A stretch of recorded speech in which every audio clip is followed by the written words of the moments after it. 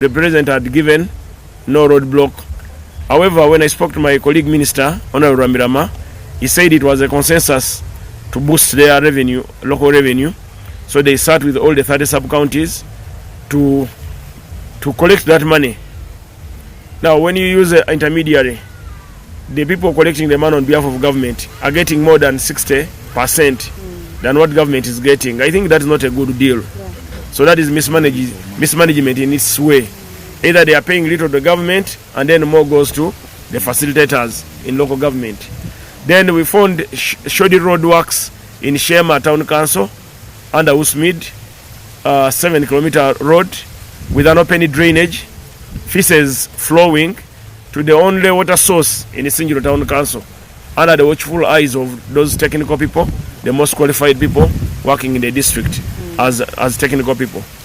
Not only that, we went to schools and there is an abacha which was built at a cost of 130 million shilling.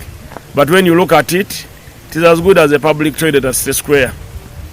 Then from there, we went to the machine donated by government under means of local government to boost production for farmers.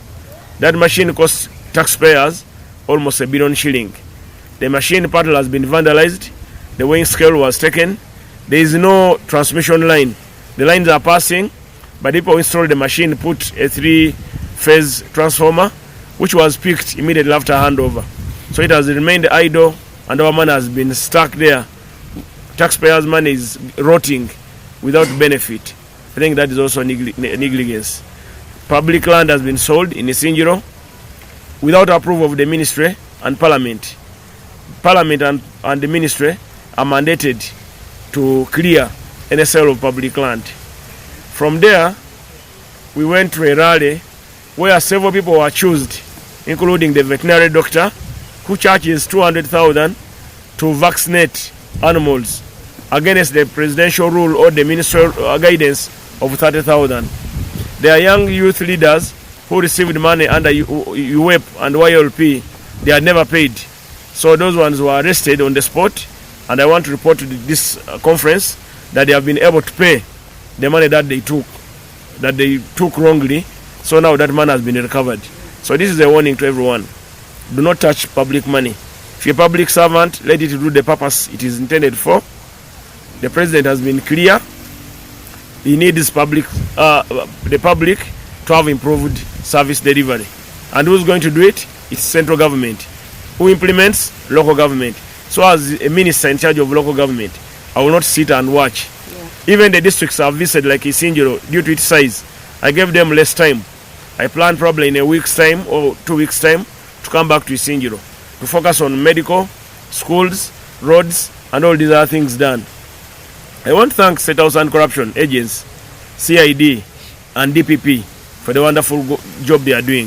Before we came to Mbarara, we had Sembabule, where we found 14 workers, town clerk, CFO, deputy cow, land officer.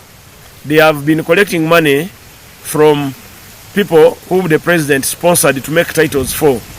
They had titles sponsored by the president to give people titles at only 50,000. Now these guys, the smart guys in the district, have been charging the poor peasants 1.5 million. That is 76 million, and you don't have a toilet, and you're a headmaster. No. The toilet is there. We have just put it. There's one we have put there. There are students and we also put it there for this building there for. There are students special fees. They pay lunch food. How much? 140.